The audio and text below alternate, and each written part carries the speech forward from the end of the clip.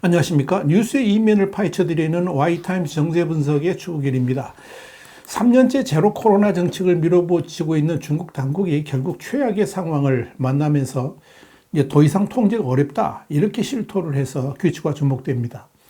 이 코로나 바이러스 신규 확진자 수가 급증하면서 역대 최고치에 근접하고 있어서 그런 겁니다. 이 중국 보건당국인 국가위생관리위원회에 따르면 23일 0시 현재 중국 본토 신규 확진자는 28,883명으로 이 상하이 봉쇄 기간이었던 지난 4월 13일 기록했던 역대 최다 일일 신규 확진자 수, 그때가 29,317명이었는데 그때하고 비교하면은 한 430여 명 정도밖에 차이가 나지 않습니다. 누적 확진자도 이달 들어서 매일 1,000명씩 늘면서 22일까지 누적 확진자 수가 30만 명이 육박하고 있습니다. 문제는 이 14억 인구의 중국은 의료 인프라가 불충분한 곳이 워낙 많다 보니까 이 코로나가 빠르게 번지게 되면 대규모 인명피해가 발생해서 사회 혼란을 초래할 수 있다는 점이죠. 중국 당국이 심각하게 보는 것 중에 하나는 이 중국 방역에 있어서 최후의 보루라고 할 수 있는 베이징마저 뚫렸다는 점입니다. 23일 만에도 1622명의 확진자가 발생해서 전면 봉쇄 위기가 현실로 다가오고 있습니다. 이 확진자들이 속출한 이 차오양구 내 중산층 거주지 왕징의 슈퍼마켓은 밤 9시에도 중국인들의 식탁에다 빼놓을 수 없는 돼지고기를 비롯해가지고 당근, 감자, 파 이런 것들이 순식간에 바닥날 정도로 육류, 야채, 신선식품을 쓸어 담으려고 하는 주민들로 인산인해를 이루고 있습니다. 언제 봉쇄가 될지 모르기 때문에 그런 거죠. 이미 23일 오후부터 감염 확산 지역 주민들을 이 거주 단지 밖으로 나가지 못하게 봉쇄하기 시작했습니다. 눈치 빠른 사람들은 자신의 샤오치가 한두 시간 뒤에 봉쇄된다는 사실을 먼저 알고 곧바로 차에다 짐을 싣고 가족들과 서둘러 탈출합니다. 갈 곳이 있든 없든 계약 없이 집안에 갇혀 사는 것보다는 낫다. 이런 판단 때문에 그런 거죠. 지금 베이징 차오양구 상황은 마치 지난 4월 인구 2,500만 명의 상하이가 봉쇄되었던 그때하고도 너무나 흡사합니다. 만약 매일 1,000명 이상의 확진자가 나온다면 전면 봉쇄에 들어갈 수도 있다. 이런 예상도 나옵니다. 블룸버그는 미국 시간 24일 중국 수도 베이징이 코로나 봉쇄 위기에 빠져 있다 그러면서 대규모 환자 수용을 위해서 컨테이너를 비롯한 이 격리 시설을 신축하기 시작했다라고 보도했습니다. 블룸버그는 이어서 차오양 지구는 임시 검역소가 세워졌고 또 이미 주민들의 외출 통제도 이루어지면서 사실상 봉쇄 조치를 단행하고 있다라고 전했습니다. 블룸버그는 이런 시설 외에도 베이징 외곽의 국립 컨벤션 센터도 대규모 격리 시설로 바뀌었다 그러면서 이 전면 봉쇄 정책을 가능한 피하려고 격리 시설을 최대한 만들고 있지만 과연 이대로 유지될지는 두고 봐야 된다 이렇게 밝혔습니다. 수도 베이징이 이렇다면 다른 지역은 말할 것도 없을 겁니다. 그래서 지금 중국 상황이 지난 2020년 1월 코로나19 대유행 이후에 최대 위기다 이런 진단도 나오는 겁니다.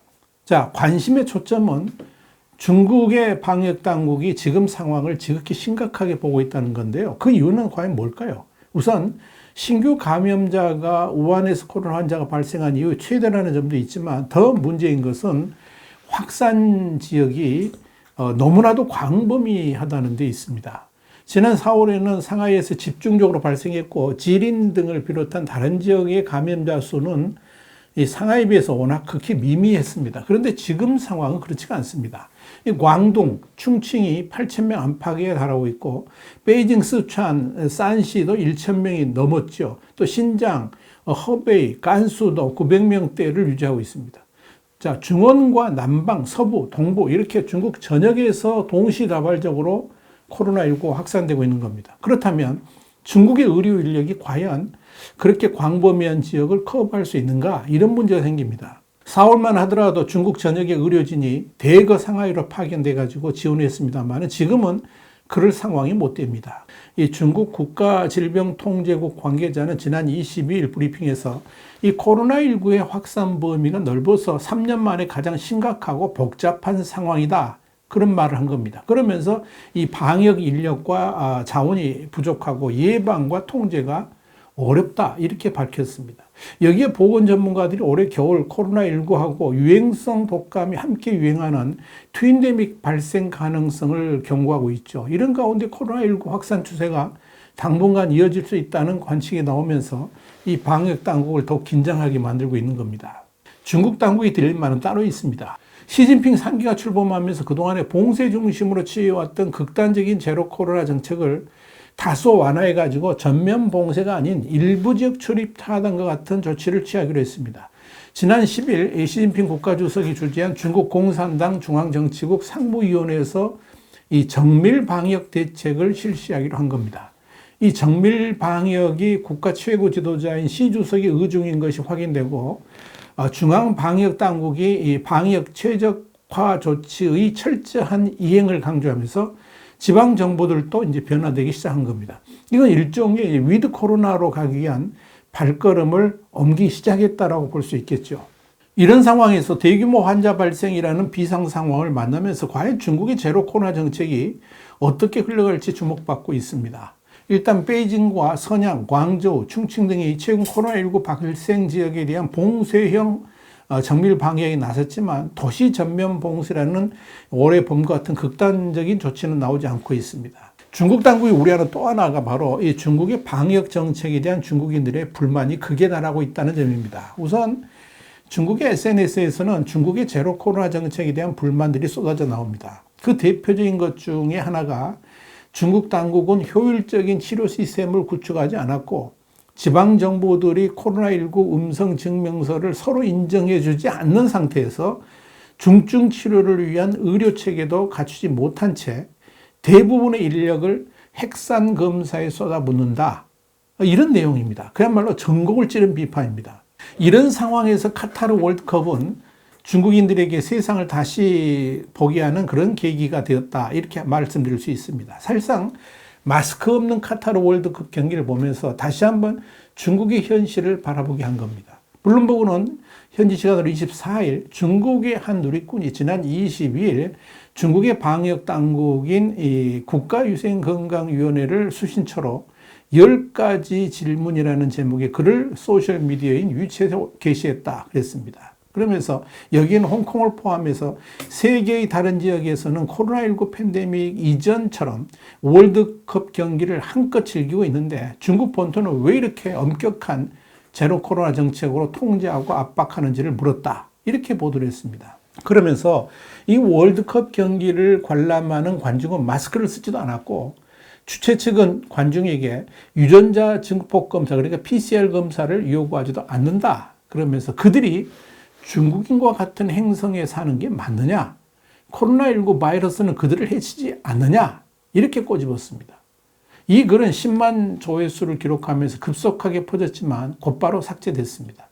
홍콩의 사우스차이나 모닝포스트도 이날 월드컵 경기장에 마스크를 쓰지 않은 관중을 보면 많은 중국 네티즌들이 중국 정부의 가혹한 코로나19 방역 정치에 의문을 제기하고 있다. 이렇게 보도를 했습니다. 광둥성이 기반을 둔 한 트위터 사용자는 전날 어떤 사람은 마스크 없이 월드컵 경기를 직접 관람하는데 한 달 동안 집에 갇혔거나 2달 동안 캠퍼스에 갇혀 나오지도 못하는 사람도 있다. 이런 글을 트윗에 올려서 중국 당국을 우회 비판했다라고 전했습니다.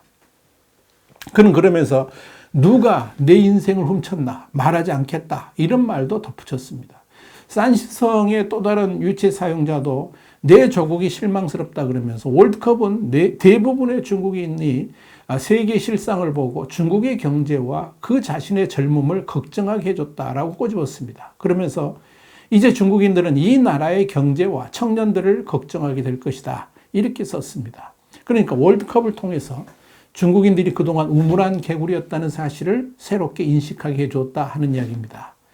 자, 여러분, 시진핑 주석이 제일 가능업적이라고 칭송했던 이 제로 코로나 정책 때문에 도시 봉쇄는 다시 시작되고 있죠. 중국 정부는 제로 코로나 정책으로 인한 경기 침체를 인정하고 은행 지급 준비를 이번 주 내로 하향할 예정이었습니다만 이 방침이 알려진 후에도 24일 중국 증시는 혼조세를 보였습니다.